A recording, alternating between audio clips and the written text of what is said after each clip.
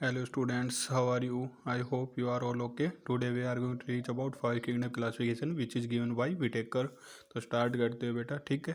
Whittaker ने जब five kingdom classification दिया तो क्राइटेरिया बेसिस की किस बेस पे इसको डिवाइड किया था, वो थे सेल टाइप बेटा, nucleus, cell wall and nutrition and the organisation. Organ का जो ऑर्गन जब बनते हैं किसी भी ऑर्गेनिज्म के अंदर तो उसको हम ऑर्गेनाइजेशन बोलते हैं, ठीक है। उसने तीन चीज़ बताई यहाँ पे, complexity of cell, organism and the mode of nutrition, ठीक है। सबसे पहले प्रोकैरियोटिक सेल आई थी जिसको हम मोनेरा के अंदर रखा था, ठीक है। प्रोकैरियोटिक सेल जो कि यूनिसेलुलर थी, ठीक है, उसको हमने किस में रखा था, मोनेरा के अंदर। यहीं पे जब सेल थोड़ी कॉम्प्लेक्स हुई तो यूनिसेलुलर यूकैरियोटिक सेल बनी जिसको हम सबसे पहले यूकैरियोटिक सेल बोलते हैं। देन यूनिसेलर यूकैरियोटिक सेल जिसको हमने किंगडम प्रोटिस्टा के अंदर रखा था, ठीक है। देन मल्टीसेलुलर ऑर्गेनिज्म बना है तो ये सेल डिवाइड हुई है और मल्टीसेलुलर यूकैरियोटिक सेल बनी है, ठीक है। उसके अंदर हमने तीन किंगडम रखे हैं, कौन कौन से, प्लांटी, फंजाई एंड एनिमेलिया, जिनको हम उनके मोड ऑफ न्यूट्रिशन के बेस के ऊपर डिवाइड करते हैं, ठीक है। जो प्लांटी होता है वो तो ऑटोट्रॉफ होता है, फंजाई होता है वो सेप्रोट्रॉफ होता है, और हेटरोट्रॉफ एनिमेलिया हो गया, ठीक है। कुछ बेसिस दिए गए हैं जिनके ऊपर इनको डिवाइड किया गया था, जैसे कि सेल मोनेरा के अंदर यूनिसेलुलर है, प्रोटिस्टा के अंदर यूनिसेलुलर है, प्लांटी, फंजाई एंड एनिमेलिया इन सब के अंदर मल्टीसेलुलर है बेटा, ठीक है। यहीं पे फिर न्यूक्लियस आ जाता है। मोनेरा के अंदर ये प्रोकैरियोटिक सेल है जिसके अंदर न्यूक्लियस एब्सेंट है, ठीक है। प्रोटिस्टा, प्लांटी, फंजाई और एनिमेलिया सबके अंदर न्यूक्लियस परसेंट रहेगा, ठीक है।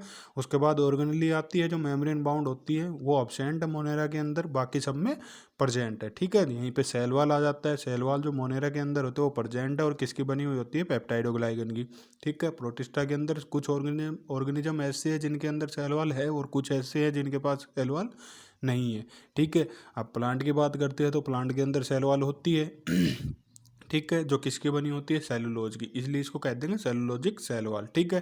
फंजाई के अंदर काइटिन के बनी होते हैं, एनिमेलिया के अंदर एब्सेंट होती है, ठीक है। मोड ऑफ न्यूट्रिशन डिपेंड करता है, सारे किंगडम के अंदर अलग अलग होता है। यहीं पे एनिमेलिया हो गया हेटरोट्रोफ है, फंजाई हो गया सेप्रोट्रोफ है, प्लांटी हो गया ऑटोट्रोफ है। प्रोटिस्टा के अंदर ऑटो और हेट्रो दोनों, हेट्रो में डिपेंड करता है कि पैरासिटिक मोड है या सेप्रोफाइट मोड है, ठीक है। मोनेरा के अंदर तीनों टाइप के मोड ऑफ न्यूट्रिशन पाए जाते हैं, ऑटो, हेट्रो एंड सेप्रोट्रोप, ठीक है बेटा। उसके बाद आता है मोनेरा किंगडम, उसके बारे में हमने डिटेल में पढ़ना है। मोनेरा किंगडम के अंदर क्या है, इसके अंदर जो भी प्रोकैरियोटिक ऑर्गेनिज्म है सारी चीज़ें आएंगी इसी के अंदर, प्रोकैरियोटिक ऑर्गेनिज्म की, ठीक है। सिंपलेस्ट सेल होती है, ठीक है, और इसको प्रोकैरियोटिक बोल रहे हैं तो प्रो का मतलब होता है प्रिमिटिव, एंड देन कैरियोट, कैरियो के अंदर कैरियोन जिसको हम न्यूक्लियस का नाम देते हैं, कैरियोन को न्यूक्लियस भी बोलते हैं, इसलिए इसके अंदर कौन सा न्यूक्लियस है, प्रिमिटिव न्यूक्लियस।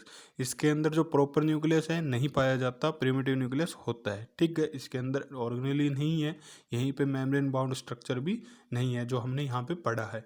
उसके बाद आता है बेटा, इसके हैबिटेट के अकॉर्डिंग इसको टू पार्ट्स में डिवाइड किया गया है, जैसे कि कोल्ड कंडीशन है, हॉट कंडीशन, ठीक है बेटा।